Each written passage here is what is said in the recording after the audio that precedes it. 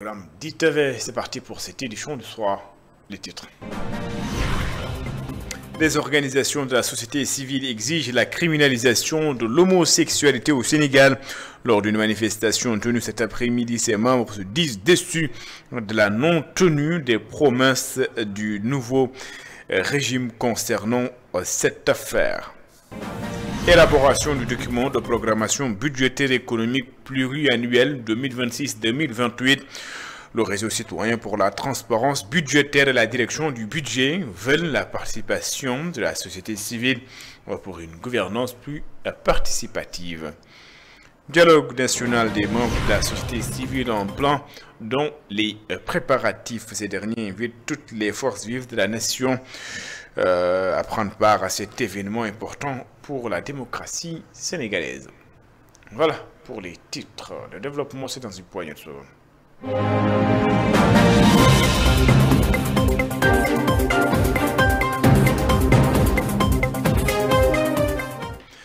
Bonsoir et bienvenue. 6 organisations de la société civile, dont Nyolank et Jamra, ont marché cet après-midi pour exiger la criminalisation de l'homosexualité au Sénégal. Ces organisations accusent le nouveau régime de trahison. Selon eux, les promesses n'ont pas été respectées. Elles comptent d'ailleurs poursuivre la mobilisation jusqu'à l'adoption de la loi criminalisant l'homosexualité au Sénégal. Khadija Nedjouf et Seliman Diallo pour le compte rendu. Ils font flotter les couleurs du drapeau et la seule parole qui accompagne cette marche contre l'homosexualité au Sénégal reste de Fiam pour affirmer que l'homosexualité ne sera jamais tolérée au Sénégal.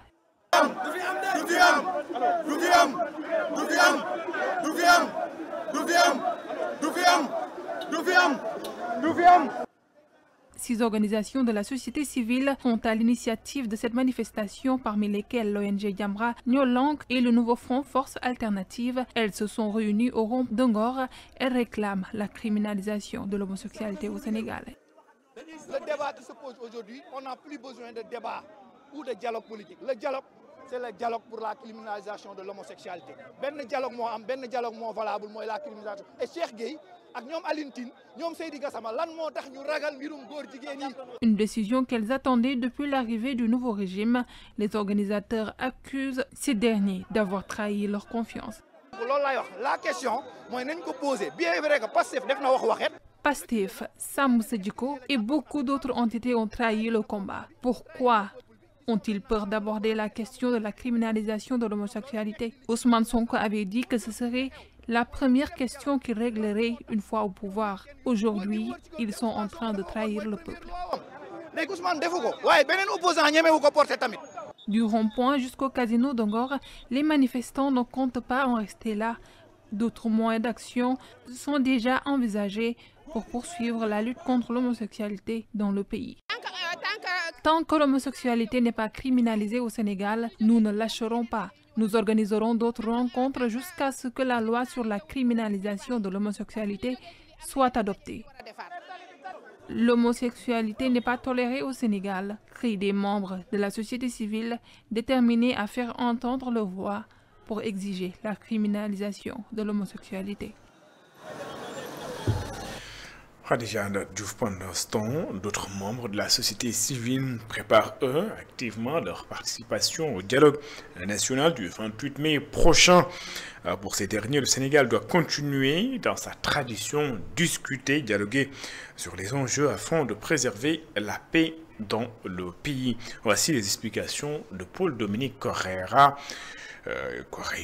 Il est le porte-parole de ces organisations de la société civile et est ici au micro de Sadou Diba.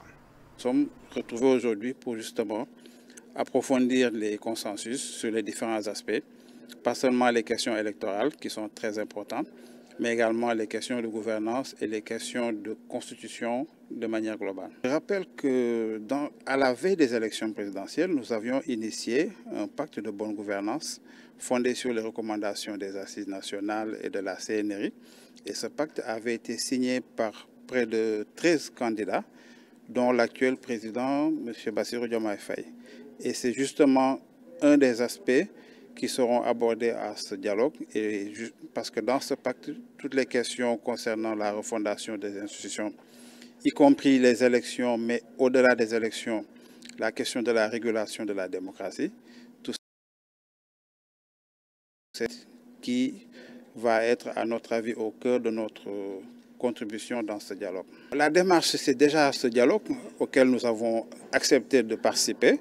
Nous saluons la démarche participative du facilitateur général qui a fait des entretiens, des discussions préparatoires.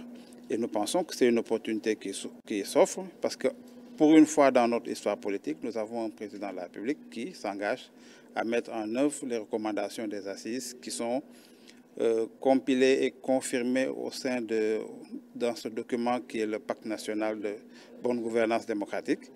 Et tout cela va, nous espérons, au sortir de ce dialogue, être le contenu d'un document avec des recommandations qui feront l'objet d'une mise en œuvre effective. Je le disais en titre, le réseau citoyen pour la transparence budgétaire et la direction générale du budget ont réuni des organisations de la société civile pour formuler des propositions dans le cadre du document de programmation budgétaire 2026-2028, un pas de plus vers une gouvernance participative selon les acteurs. Elisabeth Grastine et Selman Diallo. Le président du réseau citoyen pour la transparence budgétaire salue l'innovation majeure que représente la consultation de la société civile en amont de l'élaboration du document de programmation budgétaire économique pluriannuel. Donc la santé, l'éducation sont des domaines extrêmement prioritaires. L'accès à l'eau et l'assainissement, tous ces services essentiels sont des axes prioritaires pour nous.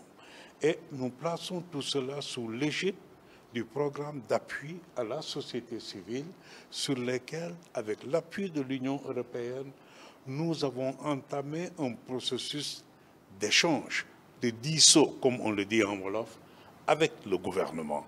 Et là, les secteurs prioritaires, c'est l'agriculture, l'alimentation, la jeunesse, l'emploi, la migration, et de manière transversale, la transparence budgétaire, le genre. Le conseiller technique à la Direction générale du budget souligne l'importance stratégique de ce document dans la planification budgétaire de l'État. C'est ce document qui sert de référence à l'élaboration de la loi de finances de l'année à venir. Et dans ce document, il est fixé l'ensemble des ressources de l'État par grande catégorie et l'ensemble des dépenses de l'État aussi par grande masse sur une période triennale. Donc pour les 3 prochaines années, quel sera le montant des ressources et quel sera le montant des dépenses. Tout ça sous le soubassement des hypothèses, en tout cas des perspectives justifiées en termes de prévision. Le processus d'élaboration du document de programmation budgétaire économique pluriannuel est également salué par la direction de la promotion de la bonne gouvernance, qui rappelle la mise en place d'un cadre multi-acteurs de suivi budgétaire. Déjà, la bonne gouvernance a mis en place ce qu'on appelle le cadre multi-acteurs de suivi budgétaire, qui est une organisation qui non seulement regroupe non seulement la société civile, mais également des universitaires. Et aujourd'hui, nous sommes dans une phase d'élaboration d'une nouvelle stratégie de bonne gouvernance qui va permettre à tous les secteurs d'être impliqués pour vraiment veiller à ce que les ambitions, surtout le projet de transformation du pays vers 2050 soit une réalité. L'élaboration du document de programmation budgétaire économique pluriannuel 2026-2028 a intégré en amont la formulation de propositions issues de la société civile, une initiative saluée par les acteurs. Elisabeth Grastine, dans le cadre des préparatifs pour l'hivernage 2025, l'Office national de l'assainissement a pris des mesures à Kaoudak. Le directeur général rassure les populations sur l'efficacité du système d'assainissement de la ville. Sekou Diallo et Astoumaï. toutes les mesures sont déjà prises pour faire face à d'éventuelles inondations à Kaolack. Kaolack bénéficie déjà de 2 réseaux. Un réseau eau usée et un réseau eau pluviale. Et ce qu'il faut souligner, c'est qu'en période d'hivernage, les réseaux deviennent mixtes. Le réseau eau usée participe à l'évacuation des eaux pluviales. Donc il était important de prendre en charge d'abord ces réseaux par des opérations de curage. Il y a un marché même qui est en train de se dérouler présentement qui concerne justement la réhabilitation de ce réseau et le changement des dispositifs de pompage. Je pense que tout compte fait, nous sommes en train de prendre toutes les mesures effectivement pour que tout le système fonctionne à l'optimum durant l'hivernage. Les autorités municipales sont très satisfaites des travaux de l'ONAS. Sur le terrain, on a reconnu qu'il y a des travaux qui sont en train d'être faits. Et vraiment, si tout va bien, Inch'Allah, ça sera au bénéfice de la population. Parce que vu que l'ENASIM nous montre des prévisions un peu denses, vraiment, nous allons prendre toutes les dispositions nécessaires pour vraiment accueillir ces eaux et vraiment assurer un drainage vers l'exutoire. Le directeur général de l'ONAS était en visite technique dans la région de Kaolack et c'était pour prendre des mesures afin de réduire les risques d'inondation pendant la saison des pluies. Sékou Diallo, 39e assemblée plénière du Conseil du dialogue social, le président de l'institution se réjouit de la signature du pacte de stabilité sociale. Mamadou Lamine Diante est convaincu que les engagements pris par les partis vont être respectés. Je vous propose d'ailleurs de l'écouter et d'être interrogé par Mountaga Kane et Mamadou Ba. Ce pacte est un document qui retrace un peu tout le panorama des relations professionnelles. Aujourd'hui, si vous lisez le pacte, vous voyez qu'il n'y a aucun secteur qui a été laissé en rade. Le gouvernement, au-delà des engagements qu'il a pris et que les pendants tripartites ont pris dans le cadre global, il y a tous les secteurs également qui y figurent. Nous considérons aujourd'hui que de par sa posture d'équidistance entre les parties prenantes, gouvernement, travailleurs et employeurs, le Haut Conseil du dialogue social a un rôle éminemment important à jouer. C'est celui de veiller constamment au respect strict de tous les engagements qui sont souscrits dans le pacte national de stabilité sociale pour une croissance inclusive et durable. Et je crois que c'est cette posture-là d'ailleurs qui est un gage de mise en œuvre correcte des politiques publiques par le gouvernement. Donc à partir de ce moment-là, c'est de notre responsabilité en tant qu'institution tripartite de promotion du dialogue social de faire la vulgarisation de ce pacte-là pour que nul n'en ignore et de veiller également à ce que tous les engagements qui ont été souscrits par le gouvernement d'abord, par les travailleurs et par le patronat puissent être correctement respectés afin que durant les 3 ans au moins qui vont suivre, nous puissions avoir une stabilité sociale pour la réalisation d'une économie compétitive, mais également un travail décent, productif et une équité sociale. Et puis lors de cette 33e assemblée, 39e plutôt, excusez-moi, assemblée générale, donc assemblée plénière du Haut Conseil du dialogue social, le groupe du patronat, celui de son côté engagé dans le pacte, mais déplore tout de même le non-paiement de la dette intérieure. Ses membres invitent l'État à relancer l'économie du pays. Voici Pape Bigamlo, il est le vice-président du groupe du patronat. Il est également interrogé par Mountaga Kane et Mamadou Ba. Notre préoccupation majeure dans le cadre de la mise en œuvre du pacte, c'est les engagements qui ont été pris notamment pour aller dans le sens d'apaiser le climat social dans certains secteurs, surtout le secteur public. Il y a eu des séries de licenciements, vous vous en souvenez. Je pense que ça, ce rôle, en tant que Haut Conseil du dialogue social pour faciliter le règlement de ce contentieux, ce rôle est dévolu au Conseil du dialogue social. Nous devons nous y mettre pour arriver à régler définitivement cette question. L'autre préoccupation, c'est le suivi de la mise en œuvre des accords sectoriels dans l'éducation, la santé, les collectivités territoriales au niveau de la justice et la RTS.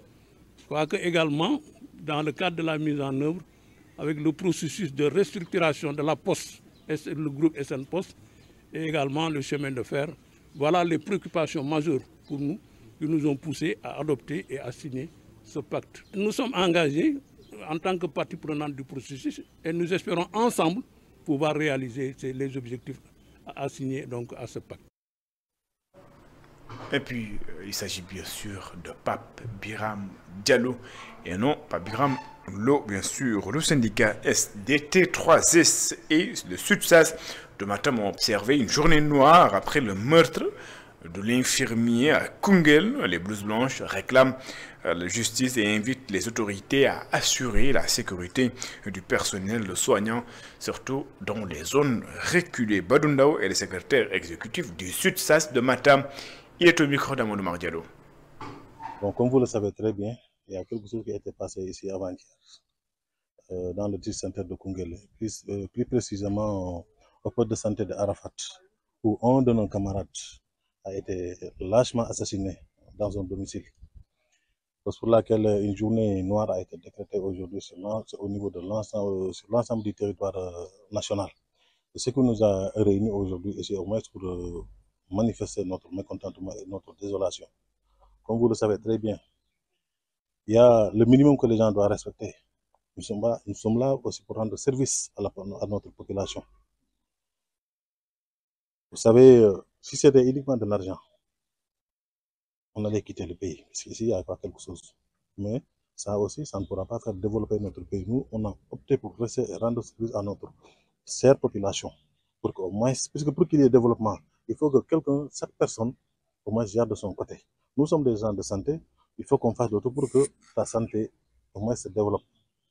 Comme le font les autres qui travaillent dans les autres secteurs. Mais ça demande un minimum de respect, de considération. Certes, ça fait partie de notre mission régalienne. Voilà. Là où beaucoup de personnes parmi nous ne veulent pas partir des gens de santé, de manière générale, nous, on accepte d'être là-bas. Partout où tu vas dans le Sénégal, au plus fin fond du Sénégal, quand tu vas là-bas, tu vas trouver des infirmiers et des sages-femmes. Des infirmiers et des sages-femmes qui restent là-bas, et travaillent et rendent service à la population. Mais, si par exemple, maintenant, on a jusqu'à ce que nous ne sommes plus en sécurité, là-bas, ça cause problème. Et qui doit nous protéger? C'est l'État en quelque sorte. Vous savez, à chaque fois, des fois, tu entends un problème dans le système. On est fait par erreur, par inadvertance. Un problème, un agent a fait ceci, mais des fois, tu entends n'importe quoi dans le pays. Et c'est pour cette fois-ci, le collègue-là qui a été assassiné, la façon dont les gens le devraient le prendre, il n'a pas pris au sérieux.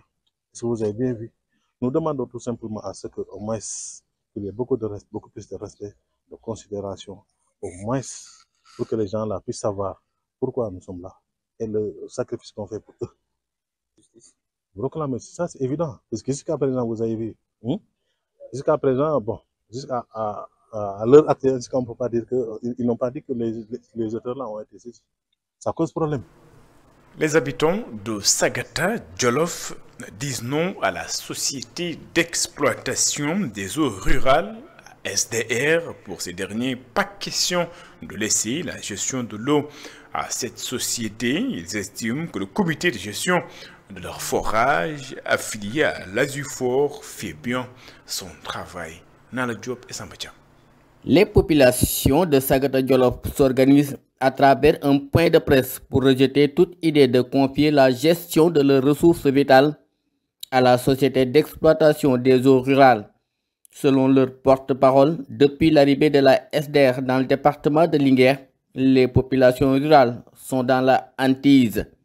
Depuis des années, l'Azufor a su maintenir un service de qualité avec des tarifs que chacun d'entre nous peut se permettre de magnifier. Avec une tarification de 200 francs pour les ménages, 100 francs pour le maraîchage, de 1 à 100 mètres cubes et une augmentation de seulement 25 francs. En revanche, les propositions de la SDR sont inquiétantes, avec des tarifs allant de 300 à 400 francs par mètre cube pour les foyers, 200 francs pour les jardins et un coût de branchement social atteignant 115 000 francs pour moins de 5 mètres. Selon Abdou Diaye, le forage de Sagata Jolof, construit en 1973, dispose d'un comité de gestion qui est en mesure d'assurer une distribution satisfaisante de l'eau aux populations pour les usagers domestiques, abreuver le cheptel et alimenter les exploitations agricoles des femmes et des jeunes. Ce qui a permis de développer d'activités génératrices de revenus dans la zone, notamment à travers les principaux secteurs économiques de la localité, à savoir l'agriculture et l'élevage. En plus de cela, l'ASIFOR a su instituer la gratuité de l'eau pour nos écoles, nos postes de santé et nos lieux de culte. Face à cette situation alarmante, les populations de Sagata Jolof, arborant des brassards rouges, lancent un appel pressant au président de la République, Bassirou Diomaye Diakhar Faye, et au Premier ministre Ousmane Sonko pour que la gestion des forages revienne aux populations rurales à travers les associations des usagers des forages ruraux ASIFOR. Nala Diop, le nouveau directeur général de l'hôpital Matlaboul Fawzeyni de Touba, a été installé. Il a pris officiellement fonction. Dr Massamba Thior Sarr salue les efforts consentis par l'ancienne direction et promet de guider les équipes. Dr Martha Lo, directeur général sortant de ce côté, souhaite bonne mission à son successeur et espère qu'il va poursuivre son legs. Je vous propose de suivre tour à tour les explications du directeur général entrant, Dr Massamba Thior Sarr, et le directeur général sortant, Dr Martha Lo. Ils sont ici au micro de Gorandak Lo et donc de Mbaïsek. C'est pour moi un réel plaisir de passer ces moments avec vous, parce que c'est une occasion pour moi de remercier l'autorité suprême de Touba, Cheikh Mouhamadou Mountakha, mais également de remercier l'ensemble des autorités religieuses au niveau de la région de Diourbel, des autorités également du niveau central sur le plan administratif et même au niveau régional et départemental. Et remercier également le personnel de l'hôpital Matlaboul Fawzeyni qui m'a soutenu durant ces 6 années de compagnonnage au niveau de l'hôpital. Et ça nous a valu quand même des résultats assez satisfaisants. Et nous partons avec un sentiment de devoir accompli. Nous partons également avec vraiment une joie au cœur parce que l'ensemble des collaborateurs avec qui j'ai eu à travailler ont manifesté à mon endroit une collaboration très franche et qui nous a permis quand même d'amener l'hôpital là où nous en sommes actuellement. Donc vraiment, je remercie tout le monde et je souhaite également la bienvenue au nouveau directeur et je souhaite vraiment un plein succès dans ces nouvelles fonctions. Il y a un hôpital extrêmement important dans le tissu hospitalier du Sénégal. Ce que nous comptons faire, c'est renforcer d'abord les acquis que nous ont laissé le docteur Matalo, que je tiens à remercier très sincèrement pour le travail exceptionnel qu'il a eu à faire ici. Et beaucoup de chantiers sont en phase de finalisation et de mise en œuvre. Comme il l'a si bien dit, le bâtiment R+5, la pédiatrie et beaucoup d'autres projets que nous allons essayer de mener autant que faire se peut à bien. Le rôle de l'hôpital, notre rôle, c'est d'assister les patients. Et c'est la raison pour laquelle nous mettrons les patients au cœur de nos actions. Et c'est un service public qui est très cher à l'État. Touba est une ville extrêmement importante. Et tout ce que nous comptons faire sera en congruence avec les enseignements de Cheikhoul Khadim. Assister les malades, assister le personnel et faire de telle sorte que nous allons maintenir les infrastructures, renforcer la disponibilité des intrants pour assurer une continuité des services de jour comme de nuit. Parlons tout à fait d'autres choses dans le cadre des visites découvertes des métiers initiés par le ministère de la formation professionnelle et technique. Des élèves du moyen secondaire ont visité le centre de référence aux métiers de l'aviculture de Diamniadio. C'est pour montrer aux jeunes les offres et opportunités de formation professionnelle dans les filières avicoles. Voyons tout ça avec Babacar Seck. Pour permettre aux jeunes de découvrir les opportunités de formation dans les filières et métiers au niveau du ministère de la formation professionnelle et technique, des élèves de 3e du CM de Rufisque-Ouest ont visité le centre de référence aux métiers de l'aviculture de Diamniadio. Une idée déjà sur les métiers qui existent, mais aussi au-delà de ces métiers, c'est par rapport aux barrières, aux représentations sociales. Parce que jusqu'à hier, on était au niveau de la FIARA. Donc longtemps, le secteur primaire a été considéré voilà, comme le parent pauvre en termes d'économie, en termes de représentativité. Parce que quand vous vous rendez compte, même au niveau des livres, quand on parlait, comprenez un agriculteur, un paysan, on lui donnait des habits, voilà, déchirés, tout ça.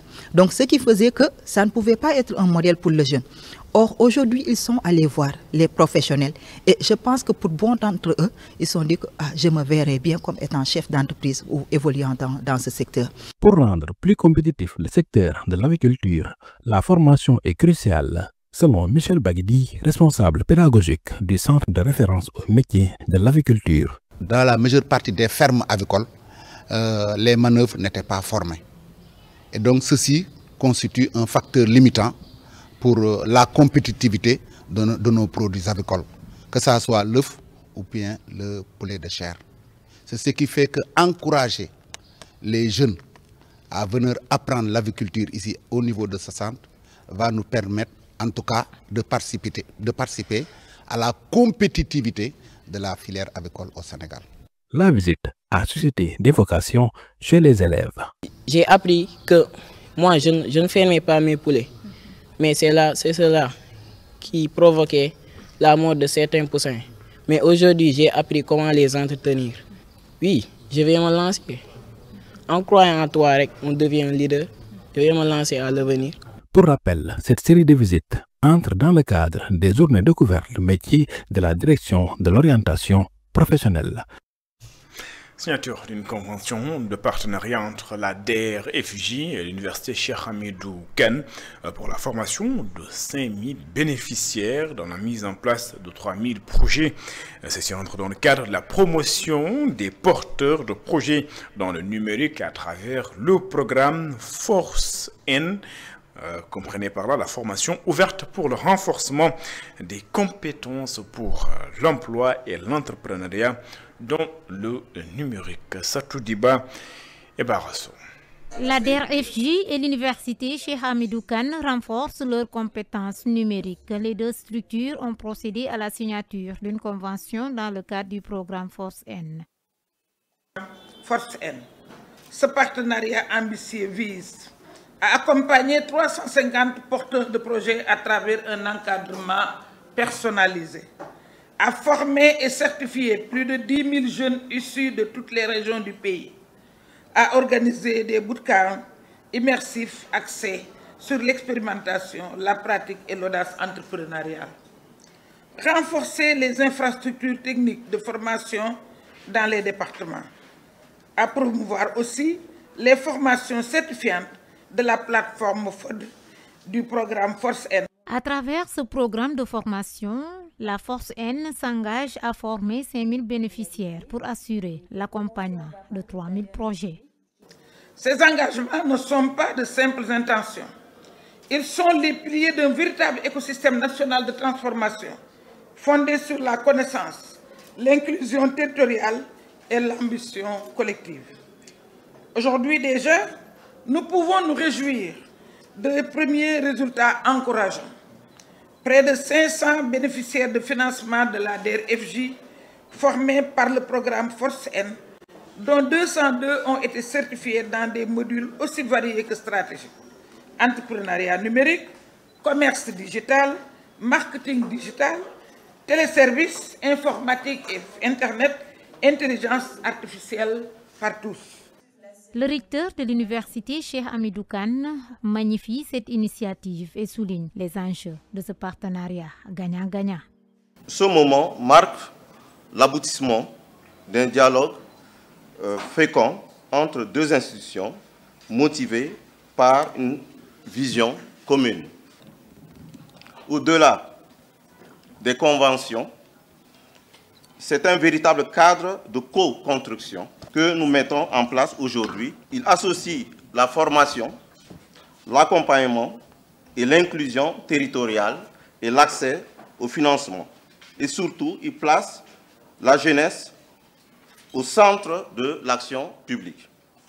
J'espère que cette collaboration va inspirer d'autres institutions à unir leurs forces, pour multiplier les opportunités offertes à notre jeunesse. Je suis convaincu que c'est à travers ces synergies que nous construisons ensemble un Sénégal souverain. Cette convention reflète la volonté commune de la DER/FJ et de l'CHK de contribuer activement à la transformation structurelle de l'économie sénégalaise en soutenant une jeunesse porteuse de solutions, d'initiatives et de talents. C'est la fin de cette édition. Merci de l'avoir suivi. Excellente suite de programme sur les antennes d'ITV. Je vous donne rendez-vous juste après cette édition pour votre émission, l'invité de la rédaction. Au revoir.